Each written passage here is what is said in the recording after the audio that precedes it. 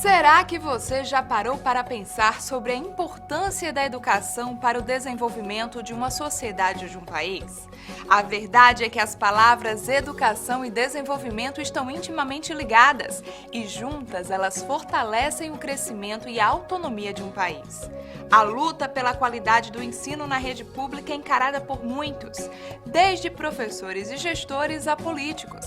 Com base nisso, em 2014, o Congresso aprovou e o Executivo Nacional sancionou o Plano Nacional de Educação, que, dentre as metas propostas, prevê o investimento de 10% do Produto Interno Bruto em educação. O que vamos mostrar hoje é que, mesmo com ainda fraco investimento nesse setor, é possível alcançar a excelência no ensino. A fórmula para tal conquista, apesar de pouco praticada, não é segredo: valorização do professor, gestão forte e integração da família. A educação é um direito básico, garantido pela Constituição Federal Brasileira e pela Declaração Universal dos Direitos Humanos. Sem esse direito assegurado, o indivíduo fica alheio a outras garantias, como saúde, bem-estar e lazer. Desde a década de 80, o Brasil trava uma árdua batalha em busca da universalização do acesso à escola. Nessa luta, o que se vê ainda são movimentos tímidos, especialmente no ensino fundamental e infantil, onde se observa o maior déficit de vagas. Cláudia, quais são os desafios, para a gente alcançar uma qualidade de excelência no ensino fundamental, no ensino municipal? Eu diria que garantir a qualidade das aprendizagens, o desenvolvimento de competências e habilidades que são previstas para cada etapa da escolaridade. É importante que o projeto educacional, seja do Centro de Educação Infantil ou da escola, consiga implementar atividades, ações que garantam a aprendizagem do aluno, da criança, na época própria. Em Natal, estamos diante de um universo de aproximadamente 50 mil alunos, distribuídos em 145 unidades de ensino, entre escolas fundamentais e centros de educação infantis, os CEMEIs. O ano letivo acumula 800 horas de aula. São 200 dias letivos para a absorção dos conteúdos e para o desenvolvimento de competências e habilidades. Essa é uma das menores cargas horárias do mundo, fato que compromete diretamente a qualidade do aprendizado. Nem sempre na rede pública a gente consegue que a criança ingresse no ensino fundamental bem encaminhada no processo educacional. Algumas sequer conseguem, com destreza, pegar no lápis, têm ainda muitas dificuldades de coordenação motora. Então, de fato, não é ainda algo bem resolvido para toda a rede de ensino a questão do desenvolvimento das competências ligadas à linguagem, às aprendizagens na educação infantil. Elas ingressam no ensino fundamental para resolverem ainda questões que poderiam ter sido resolvidas antes, e o ensino fundamental acaba construindo ou vivenciando dificuldades que faz com que ocorra retardos nas aprendizagens de leitura, escrita, de cálculo matemático. E isso aparece lá na frente nos resultados, nos indicadores, como o próprio IDEB, o Índice de Desenvolvimento da Educação Básica, que ao final do 5º ano deixa muito claro qual foi o desempenho do Centro de Educação Infantil e das escolas que essa criança passou. O baixo investimento e as dificuldades presentes na aplicação do projeto de formação educacional proposto pelo Ministério da Educação levou muitos gestores, diretores e professores a encontrarem soluções que compensassem tal realidade. E foi na leitura que eles encontraram um instrumento eficiente de aprendizagem e desenvolvimento cognitivo. Hoje, em termos de índices, de números, como é que está essa realidade em Natal? A educação, de modo geral, no Brasil, não anda bem, não é de agora.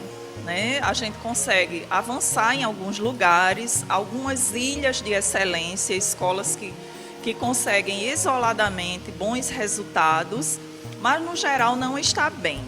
O caso de Natal especificamente tem o IDEB pouco mais de 4 no ensino fundamental, anos iniciais, não é? 5º ano, numa escala que vai de 0 a 10. O que mostra que nós temos uma longa caminhada, porque ao lado de uma escola que tem o IDEB 6, por exemplo, a gente também tem escolas com IDEB 2. Então, é um desafio imenso colocado para a gestão pública. Já no ensino fundamental, anos finais, 9º ano, nós temos um IDEB pouquinho mais de 3. Então, é mais complicado ainda. É uma etapa da escolaridade que deixa visível as dificuldades que a criança, o adolescente, foi acumulando ao longo dos 9 anos do ensino fundamental e tudo que ele poderia ter aprendido ainda na educação infantil também, porque afinal de contas a gente tem que pensar que a educação, não é, ela se dá num processo ao longo de muitos anos para esse resultado aparecer. Então nunca as dificuldades são resultados de um único ano, e sim de um acúmulo. Como você falou, existem algumas ilhas, né, ilhas de excelência, né, educacional que se destacam. O que é que essas escolas, o que é que esses professores, esses diretores, eles têm de diferente que conseguem se destacar e conseguem desenvolver um trabalho bacana junto às escolas, junto às crianças?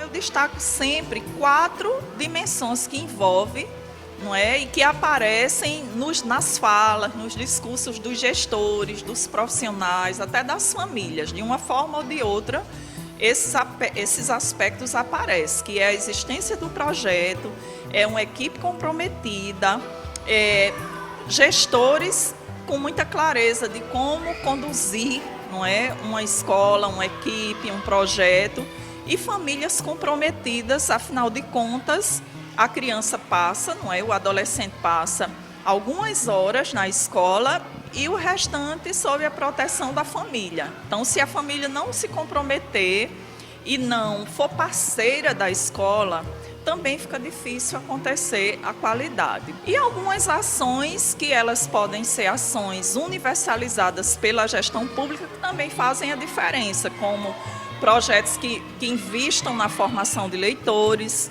porque, afinal de contas, a leitura ela é transversal a todas as áreas de conhecimento.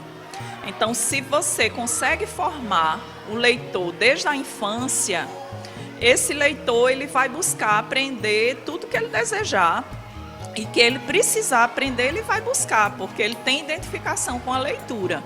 Então, há um investimento posto pelo município de Natal, inclusive com emendas da Frente Parlamentar em Defesa do Livro e da Leitura da Câmara Municipal, não é?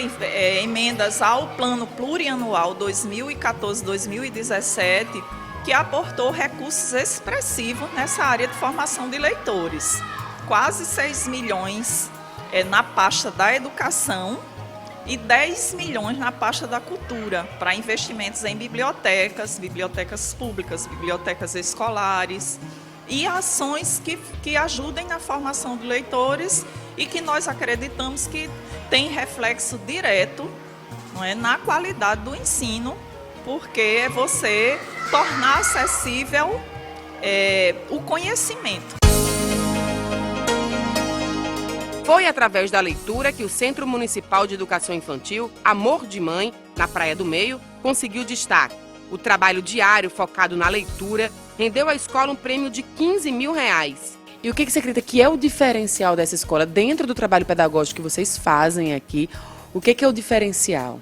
Desde o início, o foco maior é a leitura na educação infantil, né? Porque a gente sempre viu mais a leitura a partir do ensino fundamental. Só que através da literatura você vivencia diversas coisas, a criança vivencia no faz de conta, na contação de história, né? Eu trabalho com essa leitura. Agora, a leitura prazer, não é leitura com o intuito de ensinar, de alfabetizar, de trabalhar a palavra em si, é a leitura prazer, a contação de história pelo mediador, pelo professor de sala, pela própria criança, é o despertar pela leitura, pelo o gosto pela leitura, né?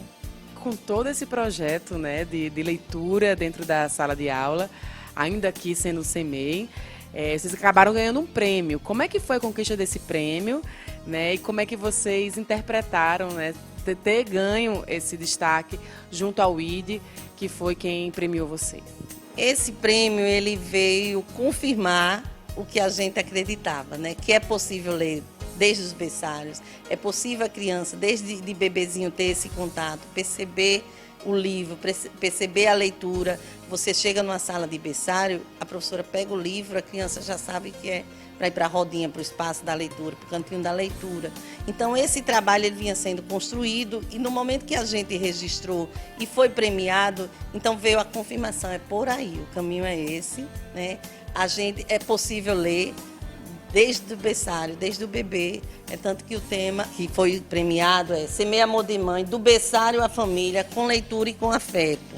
Aí a gente coloca que lê a criança, lê o bebê, lê a criança, lê o pai, lê a tia e quem te cria, né? Porque se expandiu para empréstimo às famílias, empréstimo de livro às famílias, empréstimo de livro aos funcionários, livros doados, livros adquiridos com recurso, livros que, por exemplo, professores estavam com livros parados em casa, né? Pais, vocês recebem também, eu quero pegar um para ler, mas eu tenho um que eu já li e não uso mais. Até os pais querem doar livros que eles já não usam mais, entendeu? Para esse empréstimo. E as crianças nem se falam. O ano passado teve criança premiada que pegou 125 livros durante o ano nesse projeto. Tem projetos em sala que o pai vem contar a história, a mãe vem contar a história, né? Então é o envolvimento de todos num projeto maior, né? Então o prêmio veio só confirmar que a gente estava no caminho certo, né? O CEMEI Amor de Mãe oferece vagas para 128 alunos do berçário 1, que acomoda bebês a partir dos 4 meses de idade, ao nível 2 de ensino, com crianças com até 3 anos e 11 meses. Todos os dias, elas participam de atividades diferenciadas, planejadas com antecedência pela equipe pedagógica, que tem por base o aprender através de brincadeiras. Com tão pouca idade delas, é possível que elas tenham um desenvolvimento maior no futuro, a partir desse primeiro contato que elas têm com o livro? Mesmo muito pequenininha, ela já está começando esse contato. Então, quando chegar no berçário 2B, tranquila, ela vai estar já sabe que é aquele momento de irmos para a biblioteca, de estarmos lá.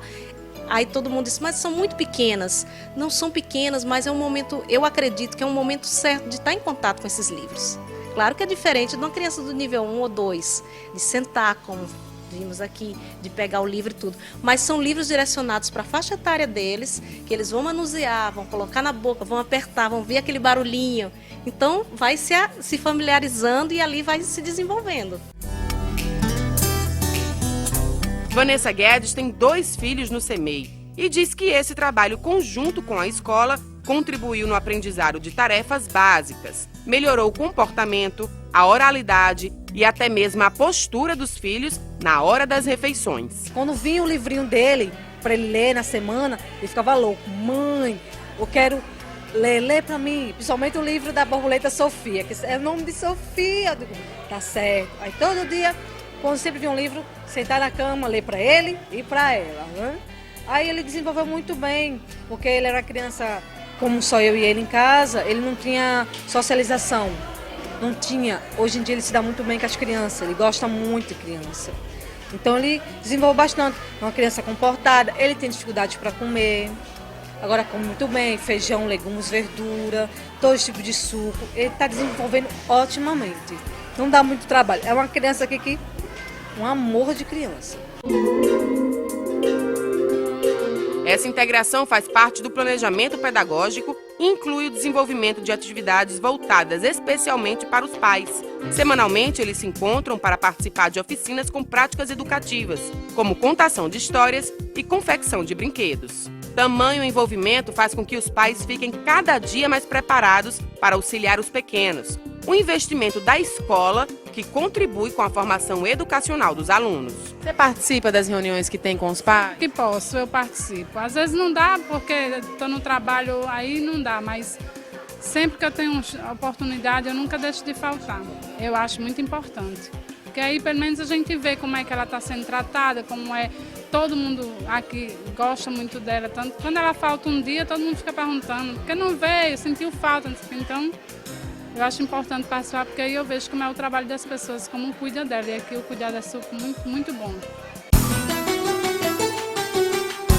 A fórmula pedagógica de ensino só se completa com a valorização e qualificação da equipe de professores, que se esforçam para conseguirem alcançar as metas de ensino, desenvolvendo atividades que apontem resultados diretos dentro da sala de aula. Como professora, você acredita que a valorização que vocês têm aqui, né, junto à diretoria, junto à comunidade, é mais um motivo para que vocês trabalhem com alegria, com vontade, motivados? E eu acho que o trabalho que a gente faz aqui, a gente se sente gratificada. Sim, os professores têm outras metas, têm outras coisas que precisam alcançar, tem. Mas por você estar vendo que o trabalho está crescendo, que o local onde você trabalha, entendeu? Você tem aquelas metas e você está conseguindo alcançar aquelas metas, vem trazer, eu acredito, alegria. Tanto é que nós trabalhamos em equipe, né? Então todo mundo estava envolvido. Tanto é que ganhamos esse prêmio e todos ficamos felizes por isso, porque foi um trabalho desenvolvido por nós, professores, juntamente com a gestão, né?